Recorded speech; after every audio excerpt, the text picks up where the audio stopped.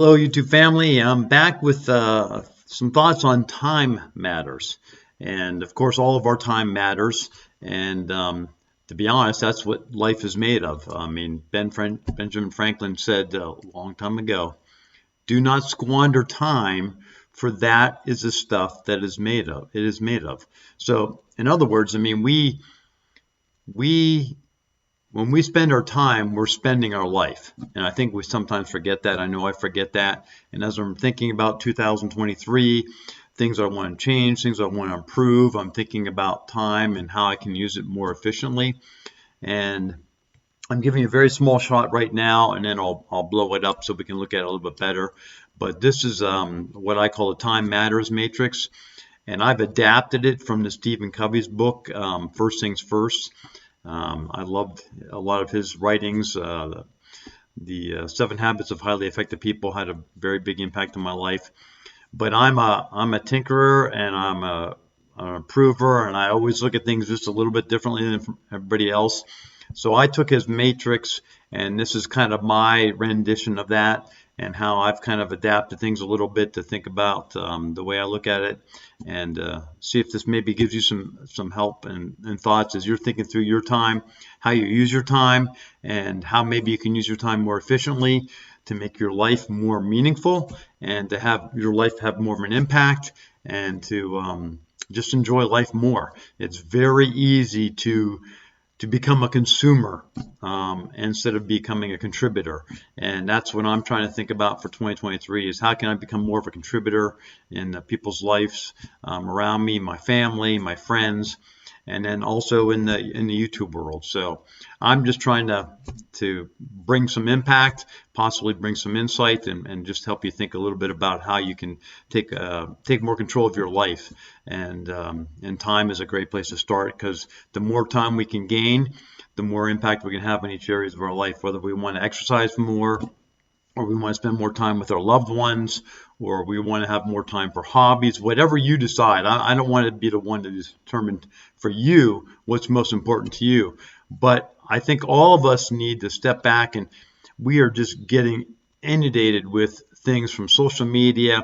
Everybody's trying to grab our attention, and it's so easy to just whittle away our lives by whittling away our time each day. So anyways, let's take a quick look here at the matrix, and I'm going to kind of blow it up a little bit.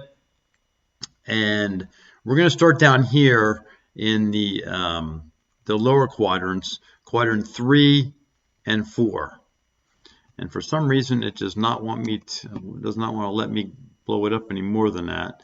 But as you can see here, we have urgent and not urgent, and we have important and not important. And these are the 4 quadrants that Covey introduced. And now I added what I call the circle of necessity, which takes away from all of our time. So it's not necessarily bad, it's part of life. We have to take care of everything we own, whether it's homes or cars. We have to take care of ourselves, whether it's sleeping, our personal care, travel time, preparation of meals, eating meals, cleaning. All these things are part of a life that really eats away from life. So the more stuff we have, typically the more time we have to spend to maintain it. And so this is why I came up with what I call the circle of necessity, because I realized that eats into our lives a lot. In fact, just sleeping, if we get the recommended sleeping, it's 7 to 8 hours a day. So a third of our life is spent sleeping. And then you start thinking about just the basics of personal care, taking care of your house. I mean, that easily can be another hour to 2 hours a day. If you start traveling back and forth to work, you can add another hour there, potentially 2 hours for some people. So there's a lot of things, preparing meals, having meals. So all those things are necessities of life, but they do take away from our time in life. So we get down to, if you look at 8 hours for sleeping, and then another 2 to 3 hours a day, you're down to about 11 hours gone, and that gives you another 13 hours for the rest of the day. If you've got a job and you're spending 8 hours a day doing your job, now you're down to about 5 hours, which, to be honest, 5 hours is a significant amount of time if we use it well. So again, back to the main quadrants, the 4 quadrants that Covey had, and then you'll see I have this vital quadrant up here, but the main ones are he breaks it down into things that are important and not important, and things that are urgent and not urgent. So we can see here down at the bottom, we have he calls the quadrant 3, or I call the quadrant of deception, is submitting to the moment. So it's urgent because it's right before us, but it may not necessarily be important. So it may be one of those things like you have a notification set up on your phone, and you get a notification every time someone posts on whatever, whether it's Twitter or Facebook or whatever you have those notifications set to. So I would suggest that maybe you turn off notifications for some of those things, and you set a time to say, I'm going to go and look at my social media accounts at a set time each day.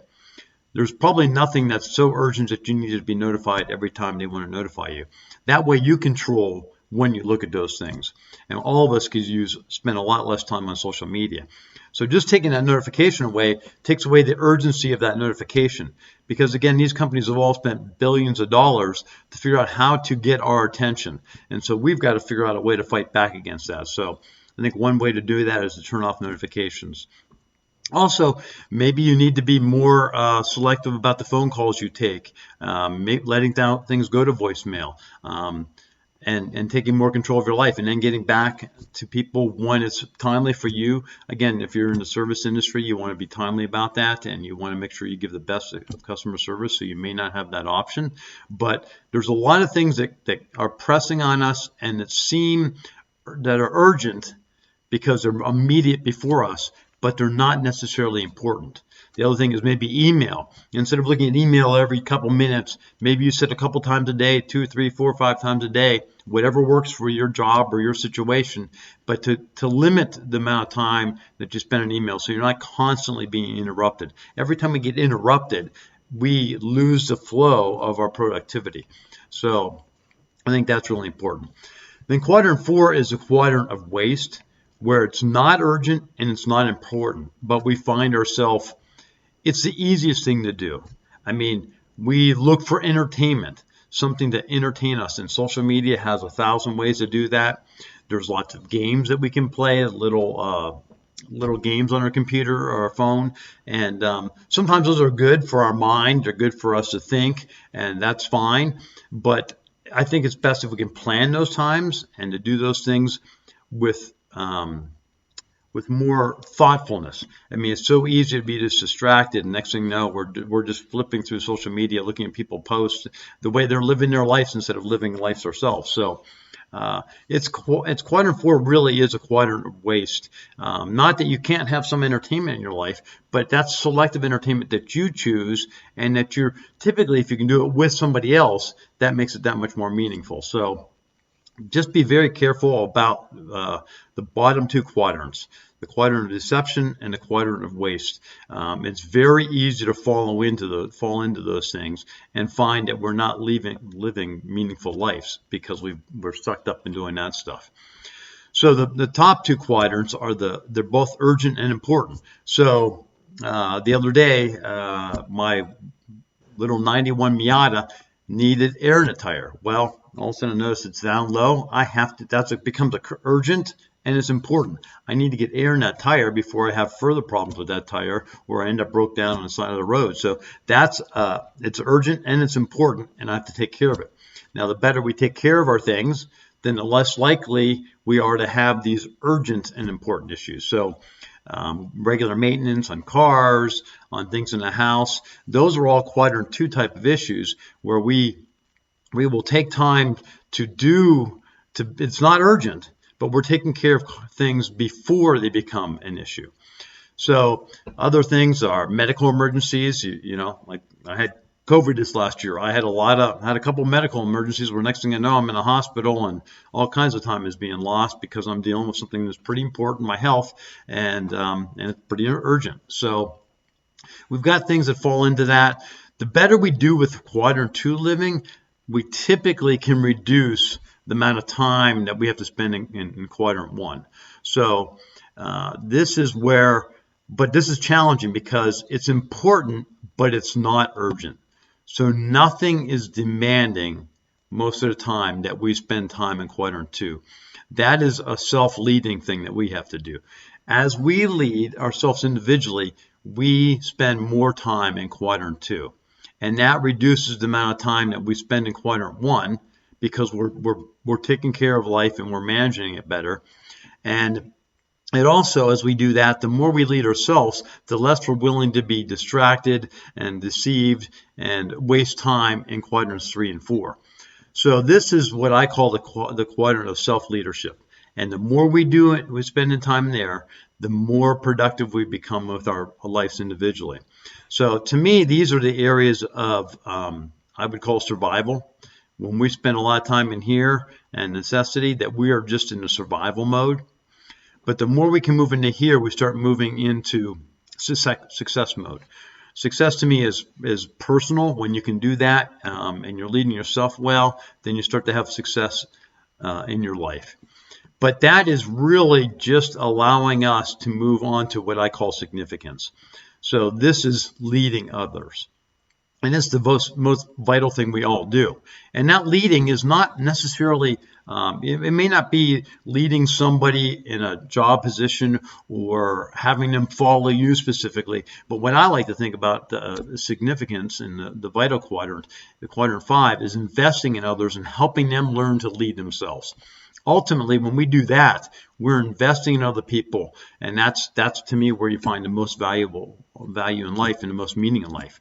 And that's leading, serving, blessing, teaching, encouraging, empowering, and unleashing others. That to me is what really gets me excited about life, when I can do those things for others. And so therefore, it's the way we multiply our most valuable assets. And so when we share faith, hope, and love with others, we actually multiply those things in our life and in the life of others. So it doesn't take anything away. So our most valuable assets are those that when we share, they actually multiply. So when we share faith, when we share hope, when we share love, we actually multiply that in the lives of others. And you also actually will see it reciprocated in your own life, that you will experience that faith, hope, and love as you give it away.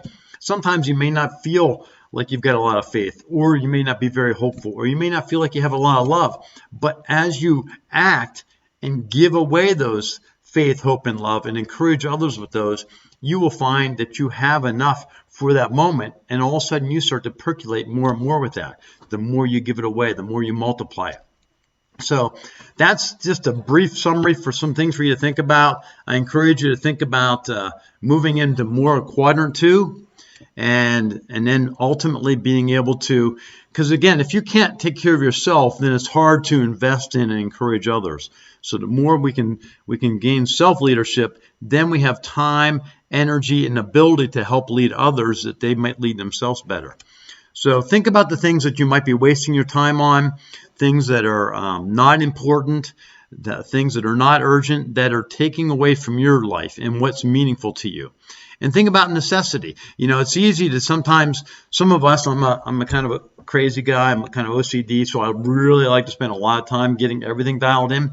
And there's a point where that's just, it's not worth the return. So sometimes dialing things in 80% is well worth the time that you save to try to get that other 20%. So these are just some thoughts on time matters.